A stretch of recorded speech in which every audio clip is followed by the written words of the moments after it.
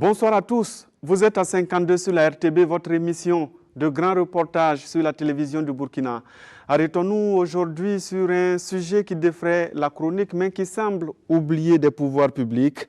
Les conflits agriculteurs et éleveurs en deuil déchirent le tissu social et économique, mais ne provoquent aucune réaction énergique depuis des décennies.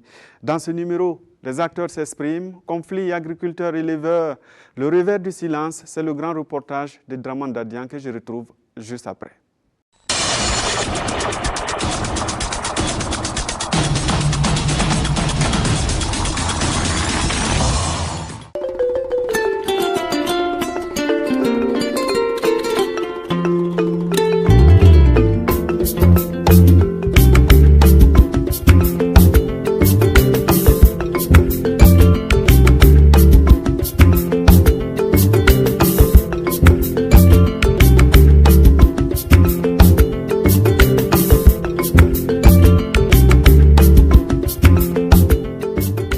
L'éleveur, il vient installer. On ne sait pas qui a donné les places. Nécessairement, pour que l'éleveur occupe sa place, il faut qu'il y ait de la sincérité par rapport à nos gouvernants.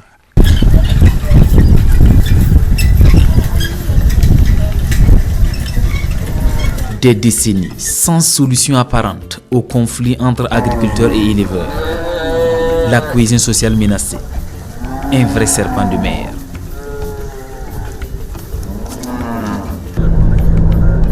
Pour comprendre le phénomène, nous allons à Moussodougou dans la Komoé.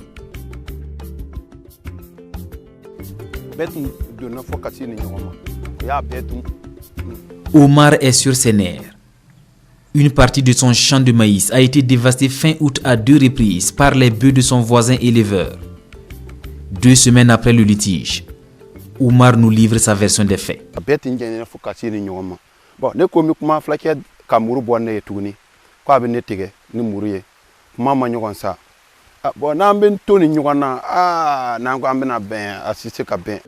Il prend la clé des champs pour avoir la vie sauve et l'affaire portée sur la table de l'officier de police judiciaire.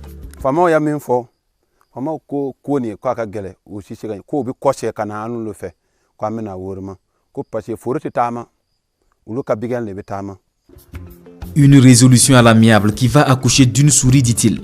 Omar y voit l'ombre de la corruption. Une situation similaire a tourné à l'affrontement à Dipéo dans la région du sud-ouest. Un agriculteur blessé et une famille d'éleveurs contraints à l'exil.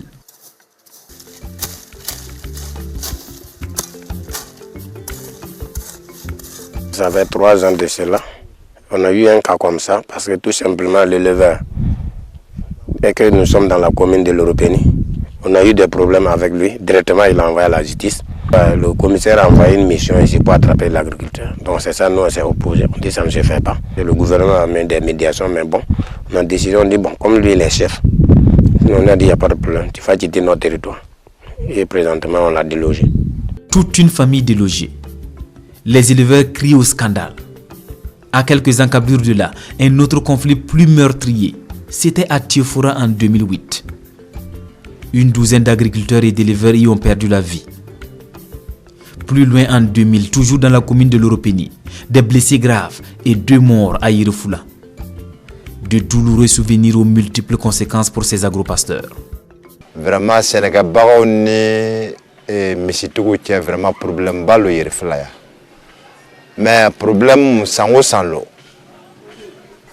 Je lui boire ailleurs, moi de dob numitoire, mais et ta ka femme ka me femme nyina fe kiena Irefula konon na lamine konon.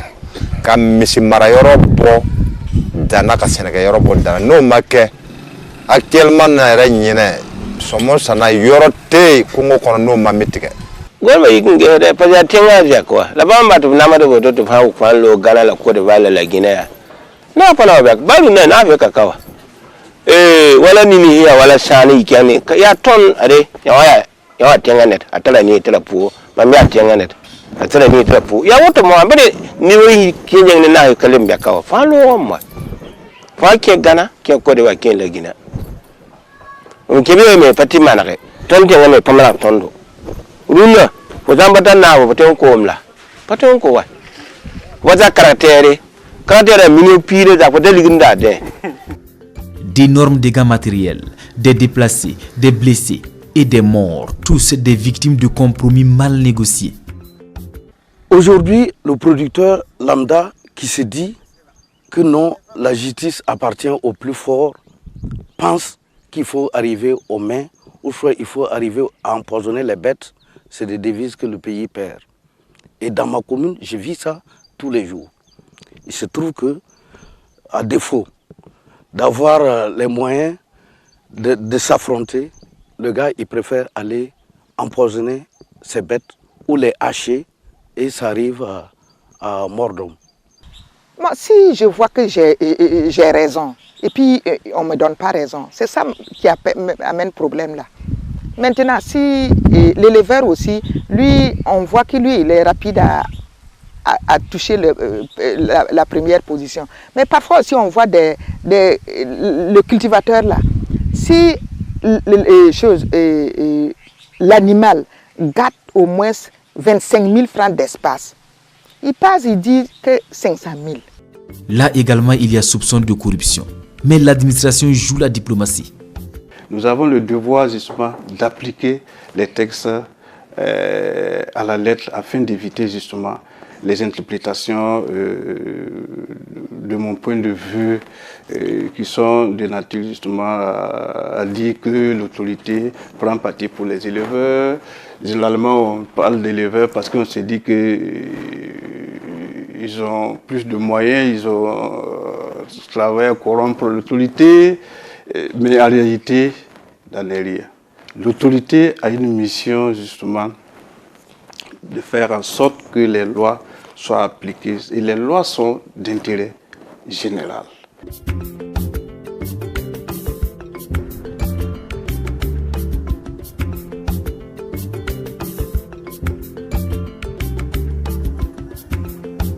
D'est en ouest, du nord au sud, en milieu rural, les crises latentes en saison sèche dégénèrent une fois la pluie tombée. L'exploitation des ressources naturelles est source de ces conflits entre agriculteurs et éleveurs. Même les réserves de faune et de forêt classées font l'objet de convoitises, pourtant interdites d'accès pour toute activité. Par exemple, à Bonchouli, c'est une réserve totale. Et quand vous rentrez à l'intérieur, il y a des champs. Et s'il y a des champs aussi, il faut que les éleveurs aussi veulent rentrer pour brouter les tiges de mil. Ça, c'est des problèmes seulement. Parce que c'est difficile pour que les agriculteurs nous comprennent et les éleveurs aussi. Vous voyez, les matériels, c'est le daba et le pulvérisateur. C'est dans les champs qu'on a retiré, dans la réserve totale. Et dans la réserve, c'est rempli que des champs seulement. Donc le matériel dépassait comme ça. On a retiré avec des vélos, des manteaux.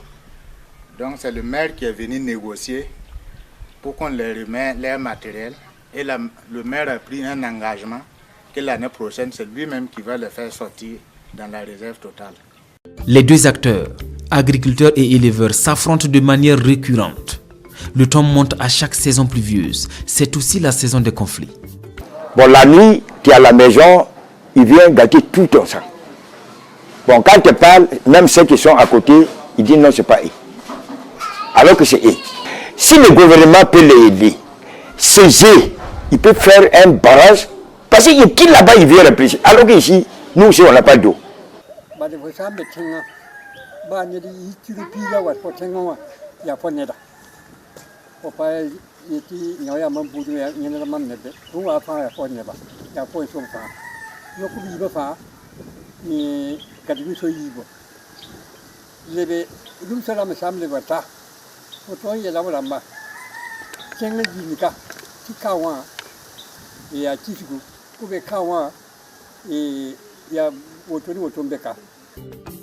Le nœud du problème est pourtant bien connu. Plus de 80% des Burkinabés sont des agropasteurs. Une agriculture extensive face à un élevage de transhumance. Il y a donc à revoir. Avec les années qui vont venir, c'est difficile de pouvoir donc obligatoirement transhumer. Bien que pendant la saison, j'espère avoir des transhumances, c'est d'accepter donc de produire donc de l'alimentation du bétail, les cultures fourragères, pratiquer les cultures fourragères et déstocker les animaux pour laisser donc un nombre d'animaux acceptable qu'on peut gérer. Et donc, pour voir, donc c'est à ce rythme-là que l'on pourra donc faire l'intensification de l'élevage. Donc sinon, c'est bien possible. Donc, je pense que si certains pays l'ont fait, pourquoi pas le Burkina? Il faut vraiment réformer notre système de production, que ce soit les systèmes de production végétale ou animale. Et les éleveurs doivent penser réellement à la sédentarisation. Parce que le Burkina a 274 000 km² et le territoire n'est pas extensible. Et les deux acteurs ont besoin du territoire pour produire. Alors, qu'est-ce qu'il faut faire? Les agriculteurs aussi doivent travailler à éviter de déforester n'importe comment pour élargir les champs. C'est pour cela que nous préconisons vraiment des systèmes de production, j'allais dire, de façon intensive, qui vont permettre à ces producteurs d'avoir des productions au moins 2 ou 3 fois dans l'année avec des systèmes d'irrigation, goutte à goutte, ou bien par aspersion et tout. Comme ça, sur une petite superficie peut-être de 2 ou 3 hectares, il pourra avoir un rendement d'une superficie de 20 ou 30 hectares en période pluviale. La solution par la modernisation. Voilà qui pourrait rendre l'agriculture et l'élevage burkinabé plus compétitifs. En attendant, c'est la course aux ressources naturelles qui divise.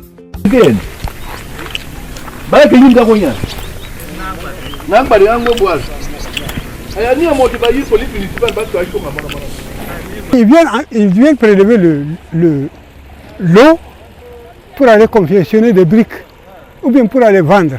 Est-ce que c'est interdit? Oui, le communiqué est sorti. Le maire a fait le communiqué pour dire de ne pas enlever l'eau anarchiquement, de ne pas creuser au niveau des trous pour faire confectionner les briques, de ne pas cultiver sur l'aire de repos et sur la piste à bétail. Tout cet espace, en allant jusqu'à tout ça, si vous avez remarqué, bon, c'était un ancien champ, mais c'est une décision de justice qui a interdit à ces exploitants d'être là, parce qu'entre eux, ils ne se sont pas entendus. Il y a une partie qui voulait vendre le terrain, et quand l'autre partie aussi, c'est de la même famille, l'autre partie n'était pas d'accord, ils se sont traînés en justice. Et quand nous avons eu vent, par l'intermédiaire du vieux So Makido, qui nous a informés, nous avons saisi les services techniques. Et quand nous avons saisi les services techniques, ils ont amené tous les documents nécessaires qui prouvent que ici c'est l'aire de repos, avec toutes les infrastructures, le forage, et les pistes qui mènent ici, et c'est une piste même internationale.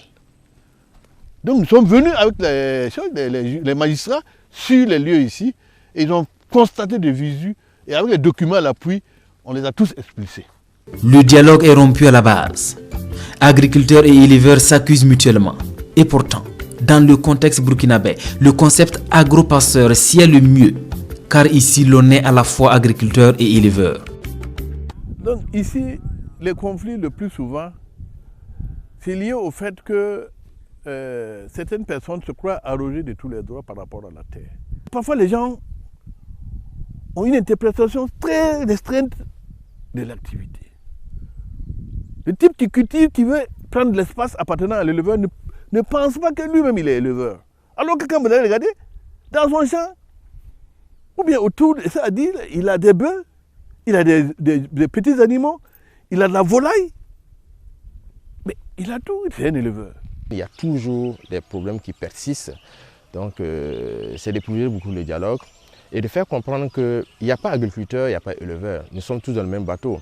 Ce que nous constatons aujourd'hui, c'est que au niveau du Burkina, les éleveurs sont vraiment confrontés au problème des pistes rurales.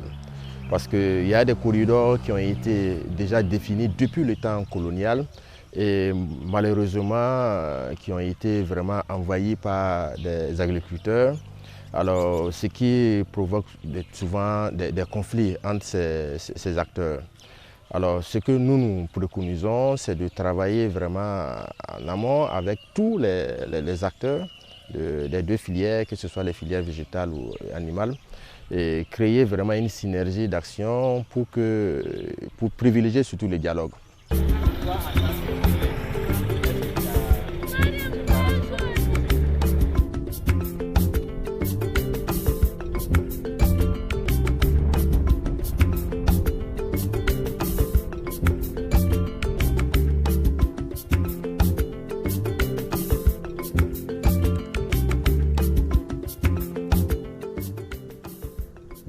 Les dégâts de champs sont le plus souvent à l'origine de ces conflits entre agriculteurs et éleveurs.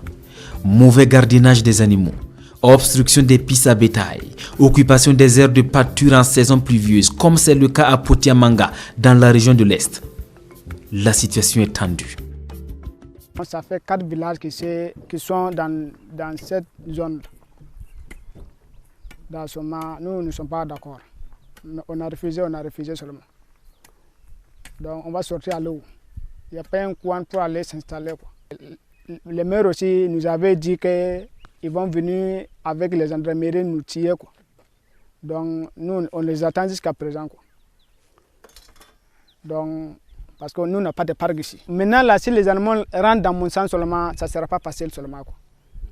C'est ça que moi je dis à vous informer. Si les baies rentrent dans mon sang, ça sera compliqué. C'est ce que moi j'ai à vous dire. Dapougdi nous conduit cette fois chez Kondjoa, un autre agriculteur. C'est lui qui détient le flambeau de la résistance ici à Potiamanga. Sommé de quitter les lieux depuis 2012, Kondjoa dit niet et reste campé sur sa position.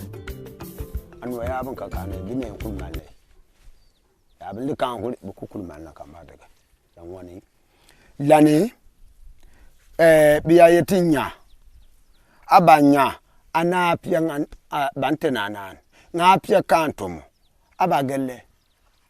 L'année, Bichuan plus total millier.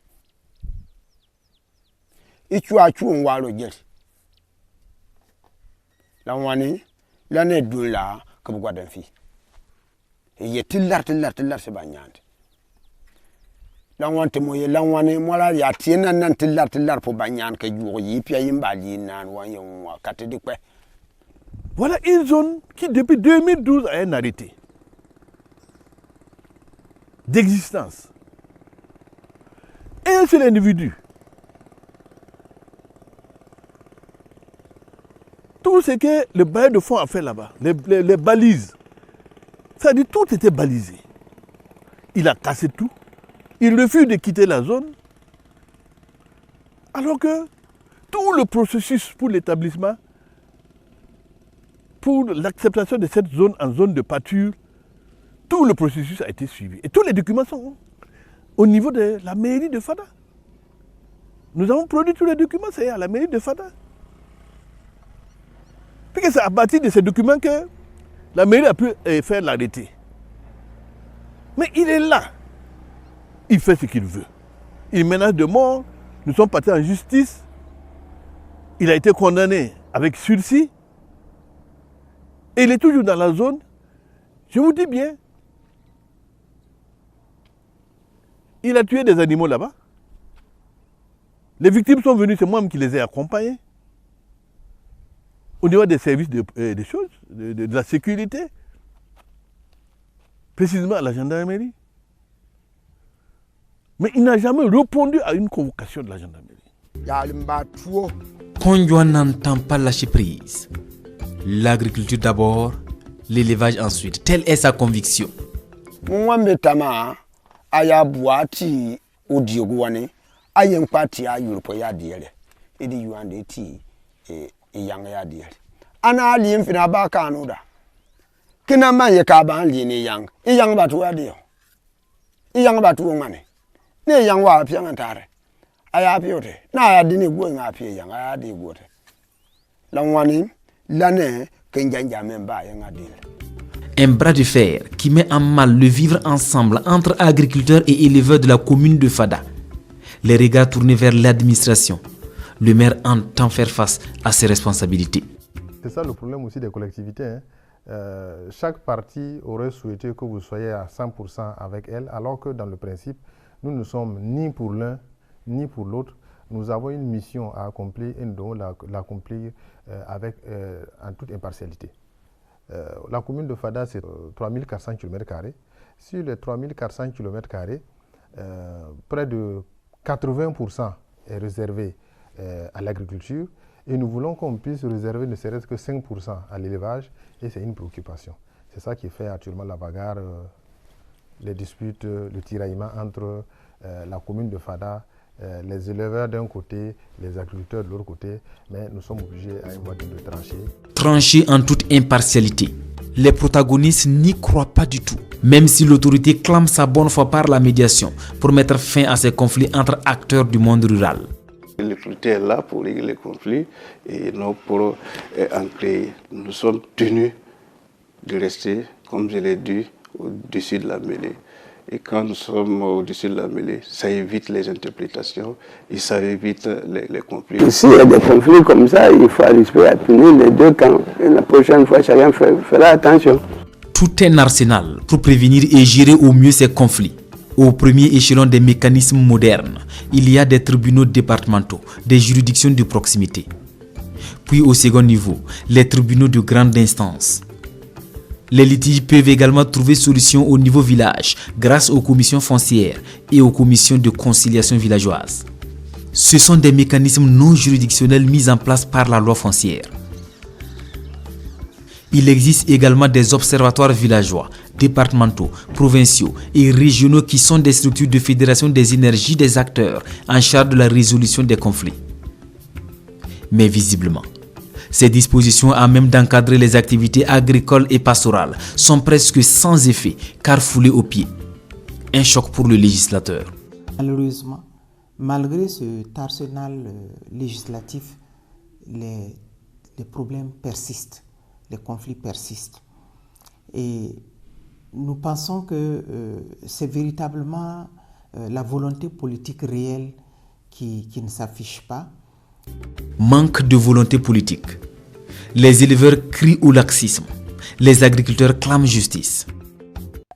Foma hampamte fo pu watare wonne kibilifu tiniya watan wabre ya zabwa yiwa yina ya zabna ton mama ma hawto nya yile puisque ton la hambo tiniya me pokode ndikira wala fudo tabiti wala le burkina hande do ladde nay itta de wayli tabiti ɗum yo ladde nayi hunde nde tabiti wala ele burkina fuu ɗo ladde nayi ittaɓe sodoɓe nayi no hirsa e julaɓe sodoɓe nayi no sonna e dillani e dariɓe luumo no sonna nayi e julaɓe sodoɓe no sonnito no filo ko ñaama e duroɓe fof foto delle maate hunde nde fof so nayi ɗin hanti e kay golle ka fo waata e gouvernement du ummo daro walla maroɓe so maroɓe tampi so hana walla fuu hande wala fuɗɗo nagge rewo fay gotol waɗa luumo nayi sonna wala.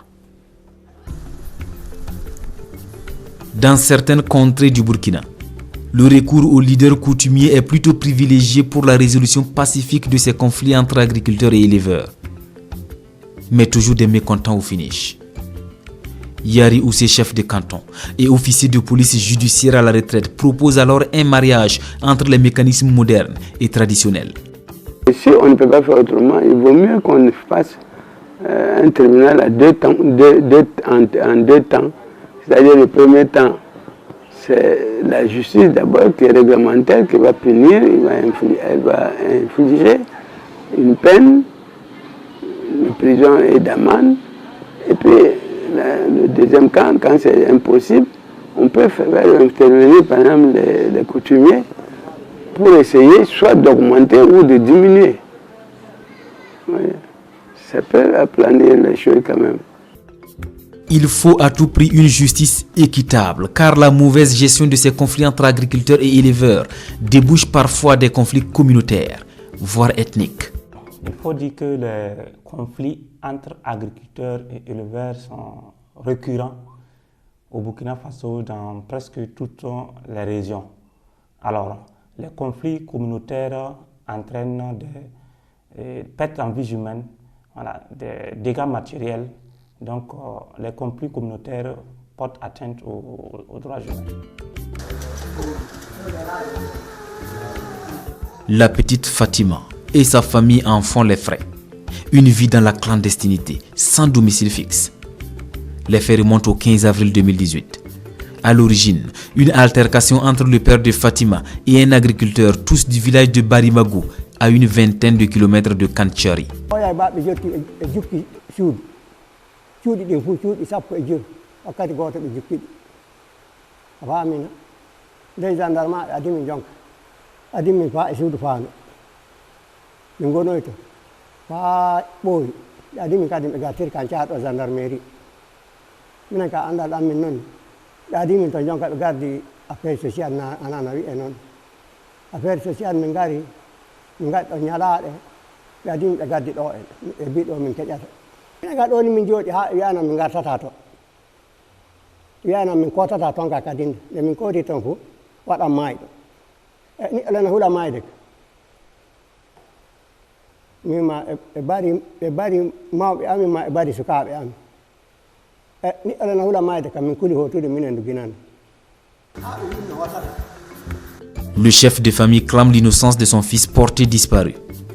L'avenir s'assombrit aux yeux du vieux Bouba. Né en 1959 à Barimago, Bouba Kandé doit faire face aux besoins de la dizaine de personnes de sa famille, essentiellement des femmes et des enfants.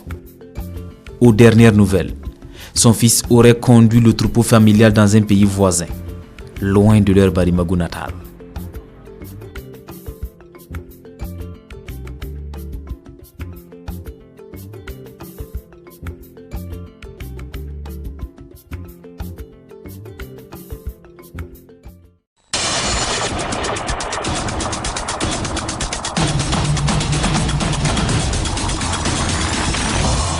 Draman Dadian, bonsoir.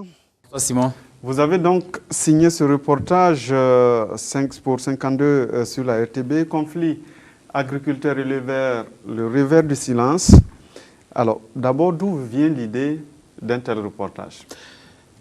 Le conflit agriculteur-éleveur, on peut le dire, est l'un des plus vieux conflits. Toutes les générations l'ont connu. Et le phénomène persiste. Pourquoi ça persiste? C'est la grande interrogation qui m'a amené en milieu rural pour comprendre, interroger les acteurs, qu'est-ce qu'ils ont à dire, quelles sont les propositions. Et j'étais agréablement surpris que les gens ont conscience qu'il y a problème et qu'il faut nécessairement travailler à résoudre ce problème-là. Alors, les gens ont conscience qu'il y a problème, mais le problème vu de l'intérieur, parce que là, vous aviez une idée avant de partir, vous arrivez sur le terrain, est-ce que vous aviez bien cerné le problème ou le problème est plus profond que ce que vous pensiez? Très profond, très profond. Je le disais, les gens ont conscience de la situation, mais que faire? Parce que les acteurs, agriculteurs et éleveurs sur le terrain s'accusent. Pour les éleveurs, ce sont les agriculteurs qui occupent l'espace. Ils se disent que c'est à eux les ressources naturelles, alors que pour les agriculteurs également, l'élevage est une activité secondaire, voilà, sans tenir compte que ça fait également partie, c'est l'un des maillons de notre économie.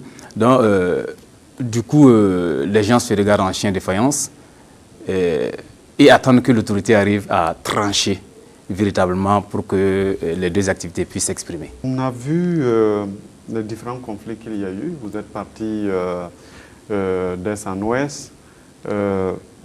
Est-ce que, quelque part, le vivre ensemble, le tissu social est encore préservé ou bien on a un tissu fissuré dans toutes les localités où vous êtes passé? En saison pluvieuse, la cohésion sociale peine. En saison pluvieuse. Et bien en saison sèche, oui, ça va un peu. Parce que dès que la saison s'installe, oui, les amis d'hier deviennent des ennemis.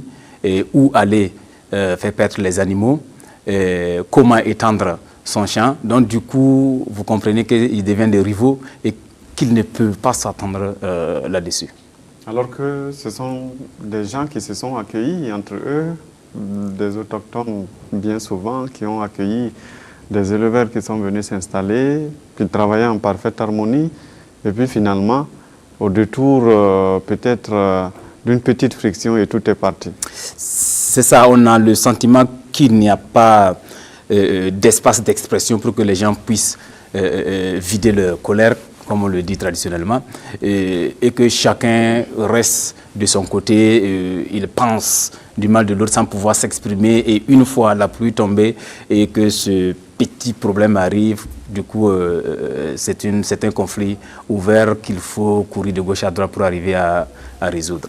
Alors, dans le reportage que nous avons suivi, on a vu monsieur Kandé je crois, à Kantiari, qui était dans un centre d'hébergement, c'était une école, à l'issue d'un conflit. Qu'est-ce qu'il devient aujourd'hui? Actuellement, l'avenir s'assombrit pour M. Kandé. Il faut le dire, il est, depuis mars, il est à Kantiari. Il a quitté Barimago, son village natal. Il est aujourd'hui à Kantiari, il ne sait pas où donner de la tête, parce que les autres membres de la communauté sont rentrés après la médiation, mais lui, on refuse de l'accueillir. Donc, il était dans une salle de classe avec la rentrée scolaire. Kandé il est hébergé, il est dans un loyer qu'il faut payer par mois, en partie grâce au service de l'action sociale, mais ça va durer combien de temps, puisque actuellement il peine à honorer ses engagements et que vraiment l'avenir s'assombrit pour lui. Et il n'arrive pas à mener aussi ses activités donc, non, la famille Kandé n'a plus d'activité, parce que son fils, qui est entre guillemets à la base de ce conflit, actuellement hors du pays, avec les animaux de la famille, et Kandé, ils sont juste là pour se chercher un toit. Voilà, pas d'activité avec des femmes et des enfants. Vraiment, visiblement, c'est pas aisé, c'est pas aisé. Merci à vous, Draman Dadian, d'avoir donc signé ce reportage pour nous. Et puis rendez-vous le mois prochain pour un autre reportage pour 52 sur la RTV.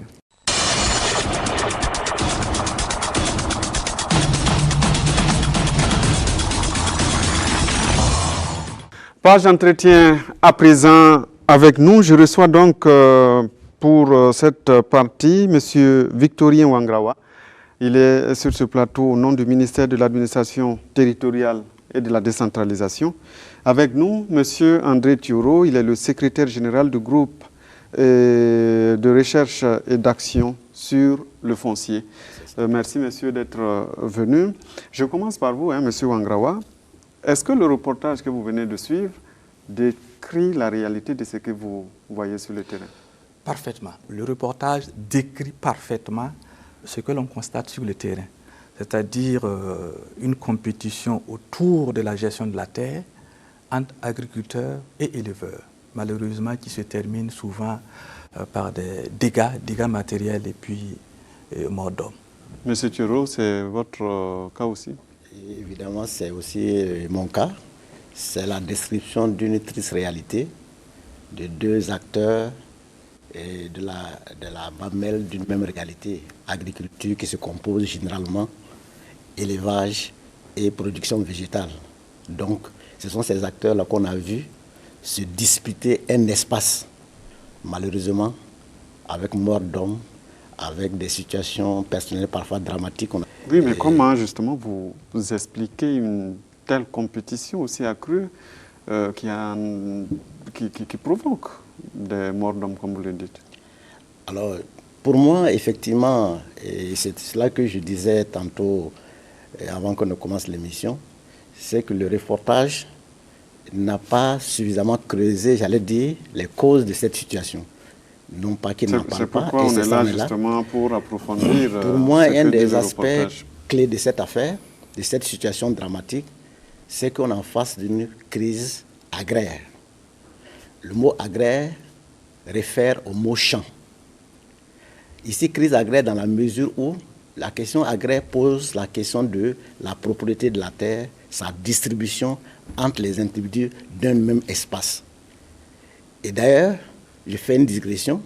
Dans la Rome antique, les lois agraires étaient prises après la conquête des territoires. Vous voyez? Quand on allait conquérir un territoire, après maintenant, il y a une loi qui était prise pour redistribuer ces terres entre les citoyens de la Rome antique. Dans notre cas, si on prend les sociétés traditionnelles telles qu'elles étaient, quoi que l'on dise, il y avait une forme de distribution de la terre. Chefs de lignage, ceux qui arrivaient, etc. Prenez par exemple la charte de Manté, vous allez voir qu'on dit, bon, quelqu'un qui arrive chez toi, il doit être traité avec, je dis, humanité. Et ça faisait en sorte que les bœufs étaient bien gardés. Ce n'est pas qu'il n'y avait pas de conflit. Parce que depuis la nuit des temps, depuis la Genèse, je le dis encore, le conflit entre Abel et Caïn, c'est le conflit agriculteur-éleveur dès le départ, avec la spécialisation qui se faisait.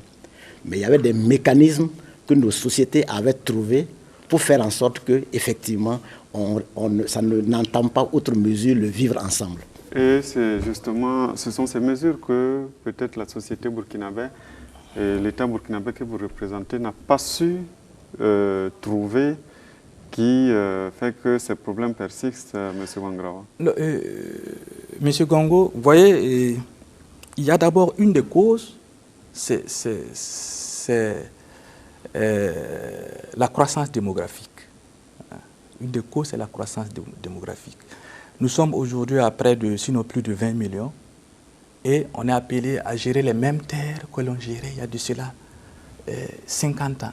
Comme le dit cette personne, cette interviewée dans le reportage, dit que malheureusement la superficie du pays n'a pas augmenté. La superficie du pays n'a pas augmenté.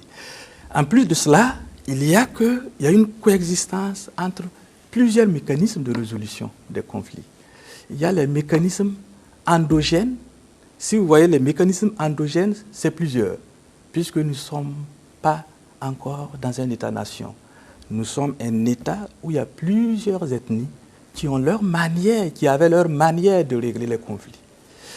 Et l'État... C'est sur ce que l'État veut s'appuyer. Maintenant, l'État veut s'appuyer sur ces mécanismes-là. Maintenant, en le faisant, l'État a pris, je dirais, l'État burkinabé a pris une loi. C'est la loi 034 portant au régime foncier rural qui intègre, qui veut intégrer les mécanismes locaux de prévention et de gestion des conflits. En le faisant, est-ce que le maillage a pris? On ne peut pas le dire maintenant. Parce que les conflits, en tout cas, sont toujours récurrents. Les conflits sont toujours récurrents. Mais on constate que, justement, on n'a pas installé les organes prévus par cette loi et ces textes d'application. Tous les villages n'ont pas les structures chargées de prévenir et de gérer les conflits. Ces structures-là, c'est quoi? Ce sont des mécanismes, ce qu'on appelle les mécanismes alternatifs de prévention et de gestion des conflits, c'est-à-dire des mécanismes hors instance judiciaire.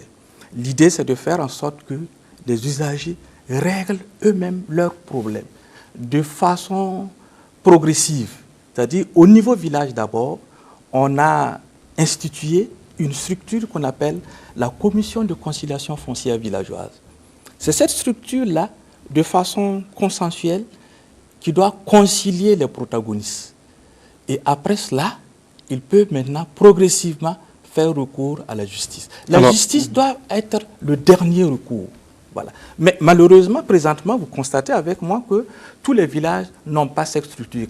Ce qu'on a vu au niveau du reportage, les protagonistes ont fait recours à la gendarmerie, ce qui n'est pas souvent le lieu propice quand même pour régler ces affaires, ces genres de problèmes. Monsieur Thioro, avant d'arriver à la question... Réagissez déjà sur ce qu'il vient de dire, c'est que l'État n'a pas réussi à faire appliquer d'abord la loi qui a été votée et malheureusement aussi le système traditionnel sur lequel il voulait s'appuyer ne semble pas donner des résultats probants sur le terrain.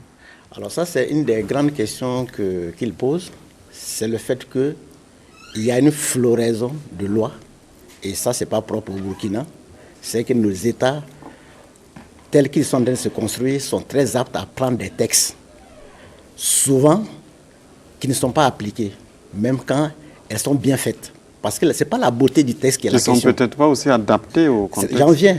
C'est sa capacité à régler les difficultés qui sont susceptibles de survenir. Donc ça pose cette question que vous dites, est-ce que ces lois, en définitive, sont adaptées? Certainement, parce que si on prend la dernière loi sur le foncier rural, on peut dire qu'il y a eu des progrès qui ont été réalisés. Mais est-ce que ça a réglé tous les problèmes? Je suis loin d'affirmer cela. Parce que le problème reste entier encore au regard de ce que nous avons vu dans le reportage. Ça me ramène à ce qu'on creuse davantage la cause pour aller. Parce que j'ai dit crise agraire, mais ça se manifeste comment? Ça se manifeste par le fait que l'agriculture est devenue, je l'ai dit, est de plus en plus connectée au marché. Ce n'est plus les cultures de rente seulement, c'est-à-dire le sésame, le coton, etc. Y compris le maïs, les cultures vivrières sont connectées au marché, liées à ce qu'il a dit tantôt, au croît démographique parce que les villes la demandent toujours. Donc on étend toujours les espaces aussi pour répondre à cette sphère. Mais évidemment, dans ces conditions, il y aura une confrontation entre les acteurs dans cette situation. Et je rappelle pourquoi les mécanismes traditionnels ne sont plus opérants. Parce que simplement le système de représentation de la terre a changé. Avant, la terre était sacrée. Il ne se vendait pas. Si tu vendais, tu mourais. C'est ça qu'on disait, non? Maintenant, tu vends allègrement la terre, tu t'enrichis, et il n'y a rien, comme on dit dans le langage des jeunes aujourd'hui. Donc le système de représentation ayant changé et qui est adapté, et qui est lié au système capitaliste qui les génère, pose un autre problème. Et on demande de tuer un lion avec une hache. Les mécanismes traditionnels ne sont plus adaptés, ils ne peuvent pas. Ce sont nos lois là qui doivent faire l'effort. Or, malheureusement, dans la situation actuelle, les anciennes lois sont en train de mourir. Les nouvelles lois que l'État moderne met en place ne sont pas suffisamment capables, ne sont pas suffisamment adaptées pour répondre. Donc, on est dans une situation d'entre-deux. Ça veut dire que nous sommes dans des sociétés en pleine mutation. Pourtant, M. Wangrawa, cette loi quand même a déjà tout défini. Des espaces pour les agriculteurs, des espaces pour les éleveurs. Mais ni l'un ni l'autre n'arrive à respecter, et on va dire, avec l'assistance, un peu quand même le silence de l'État qui ne réagit pas de façon énergique. Pourtant, l'État réagit. L'État réagit parce, par exemple, chaque année, avant, parce qu'il y a une période propice, je dirais, des conflits, c'est l'hivernage. Surtout le début. Le début de l'hivernage. Avant l'hivernage, il y a les représentants de l'État qui font des tournées pour sensibiliser. Sensibiliser, parce que c'est de ça qu'il s'agit, sur notamment cette loi et le vivre ensemble. L'application de cette loi. Parce que, comme on vient de le dire, une chose est de prendre des textes, mais une autre chose aussi, c'est de les faire connaître. Parce que les acteurs, aujourd'hui, ne connaissent pas forcément ces textes-là. Il faut qu'ils apprennent à connaître ces textes et on voit d'ailleurs dans le reportage qu'il y a une hiérarchisation des activités parce que les agriculteurs estiment qu'il faut d'abord manger tout à fait. avant de faire l'élevage. Justement, dans l'application des textes, la sensibilisation doit prendre en compte la question de la mentalité pour que les mentalités changent. Hein, pour qu'on sache que agriculture comme élevage font partie des richesses du Burkina Faso qu'il faut promouvoir sur un pied d'égalité. Et comme je reviens pour dire qu'effectivement, chaque année, les gouverneurs des régions, les hauts commissaires des provinces et les préfets font des tournées dans les villages pour expliquer avant l'hivernage comment vivre ensemble, comment régler à l'amiable les conflits agriculteurs-éleveurs. Voilà. Monsieur Thioro, est-ce que c'est suffisamment fait cette sensibilisation, vous qui êtes permanemment sur le terrain? C'est fait, ce n'est jamais assez. C'est fait, ce n'est jamais assez. Il disait tantôt, déjà le niveau de connaissance de la loi. La loi a été votée il y a quand même un moment. Mais vous avez vu dans le reportage... Près de 10 ans. À peine, c'est-à-dire les acteurs là qui s'affrontent là, ne font pas référence à ces lois. C'est symptomatique. Plutôt, ils hiérarchisent les activités. Mais ils ne font pas référence à ces lois. C'est triste. Parce qu'eux, ils devraient justement se dire, ben, écoutez, ce qui nous est arrivé là, comment on règle ça? On est dans un État qui a des droits, qui a des lois, qui a prévu ça. Interrogeons ces lois.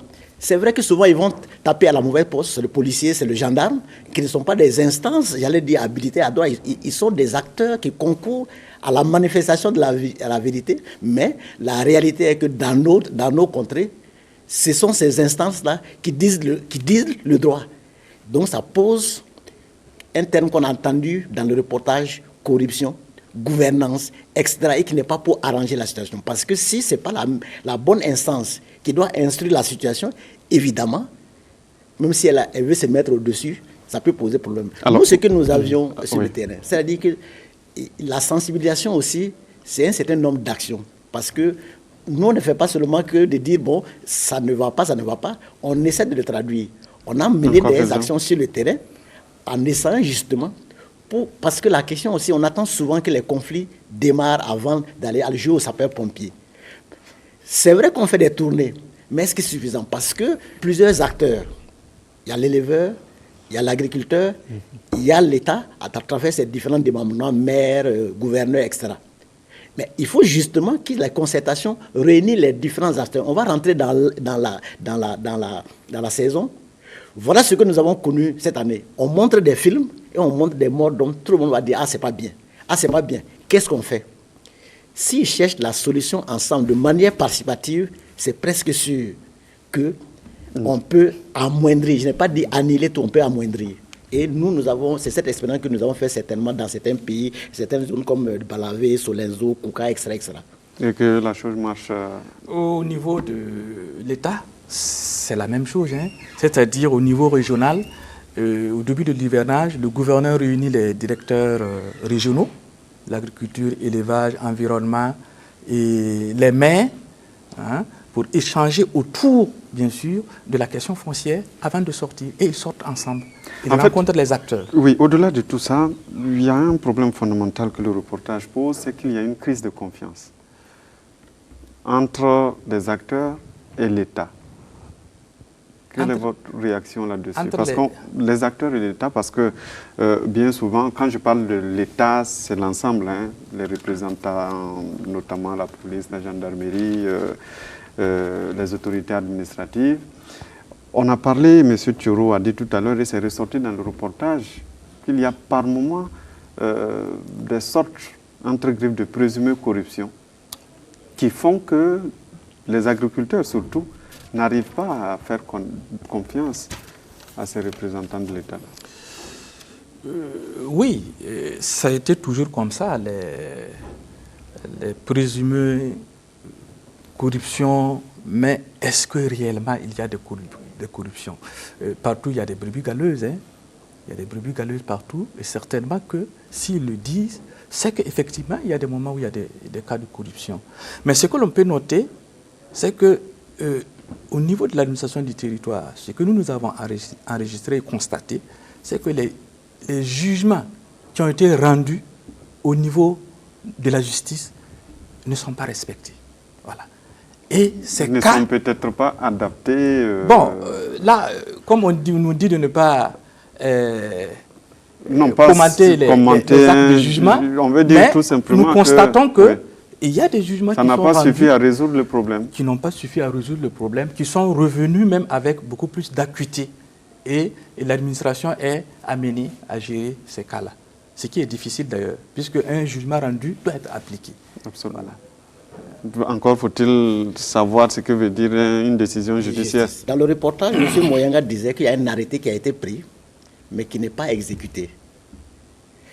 Je voulais m'interroger, la question que moi je me suis posée simplement, est-ce que ce processus de délimitation jusqu'à l'aboutissement a été inclusif, parce qu'il ne le dit pas, je ne le supporte pas non plus, associé, de telle sorte que la décision, comme vous dites tantôt, soit une décision et une mesure qui soit acceptée par tous et donc applicable.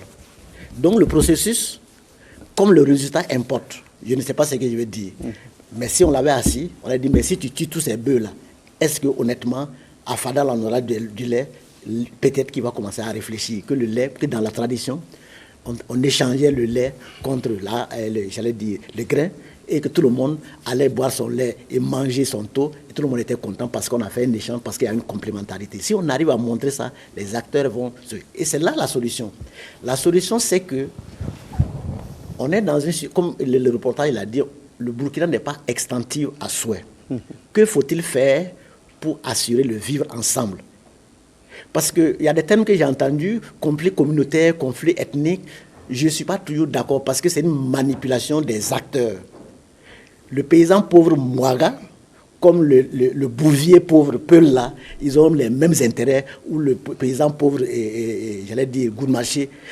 Maintenant, on se cache derrière, parce qu'on va se mettre dans le groupe ethnique pour pouvoir régler parfois des questions individuelles. C'est là où il faut faire attention justement pour ne pas amplifier. Sinon après, on arrive, c'est tel groupe qui est... Et ça, ce n'est pas bon. Ce qu'il ne faut jamais Ce qui n'est pas bon. Parce qu'aujourd'hui, sur toute l'étendue du territoire, les citoyens du Burkina circulent. Et puis, dès sa naissance. la connotation éleveur a changé. Ce n'est plus forcément un groupe ethnique. Exactement. Parce que même dans un espace donné, tu peux trouver dans le même village, ils ont les mêmes ethnies, mais le conflit est là entre les agro-pasteurs, comme ils se font appeler. Absolument. Ce qui fait qu'il faut éviter de manipuler aussi l'opinion avec cette connotation, il y a dit ethnique ou communautaire, qui est très dangereux. Ok.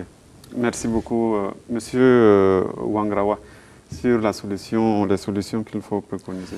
De mon point de vue, les solutions, il faut d'abord essayer d'appliquer, je dirais, généraliser cette loi que nous avons adoptée en 2009, la loi 034 portant foncier rural, qui essaie de responsabiliser les coutumiers et de valoriser les mécanismes locaux en instituant ce qu'on appelle le règlement à l'amiable, la gestion alternative des conflits. Il faut l'appliquer dans tous les villages. L'appliquer dans tous les villages, c'est faire quoi? C'est de mettre sur pied, c'est de mettre en place ce qu'on appelle les commissions de conciliation foncière villageoise. Laisser fonctionner et voir, relever peut-être les insuffisances et revenir au niveau de l'Assemblée pour porter des corrections. Voilà. Et en attendant cela, il y a quand même des solutions urgentes par rapport justement à la mise en œuvre de cette loi. C'est quoi? C'est qu'aujourd'hui, les acteurs ne s'entendent pas sur un certain nombre de points. Vous allez voir qu'au niveau des procès-verbaux qu'il faut établir, c'est dit clairement qu'il faut que ces procès-verbaux-là de conciliation ou de non-conciliation soient établis au niveau, par les commissions de conciliation foncière villageoise, au niveau village. Mais là où ces commissions n'existent pas, on fait comment? C'est ça, puisque aujourd'hui, nous avons 8902 villages. Dans les 8902 villages, il y a peut-être pas plus de 200. 200 comme ça, où il y a des commissions de conciliation foncière villageoise. Mais là où ça n'existe pas, on fait comment? Et là où ça n'existe pas, si c'est chez nous, au niveau de l'administration, on ne peut pas laisser le vide. Parce que la faute ne revient pas à l'usager. Voyez, il faut que ça fonctionne. Et je crois qu'il y a des structures qui peuvent procéder à la conciliation. Et il y a déjà des CVD qui sont sur le terrain, les conseils villageois de développement, qui sont chargés d'animer et de promouvoir le développement local et de mettre en œuvre le développement local. On est arrivé à la fin de cette émission.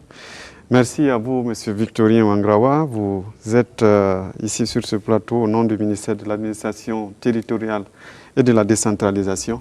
Merci à M. André Thioro. Vous êtes secrétaire général du groupe de recherche et d'action sur le foncier. Merci à vous de nous avoir suivis. 52 sur la RTB, c'est fini pour aujourd'hui. Rendez-vous le mois prochain pour un autre numéro.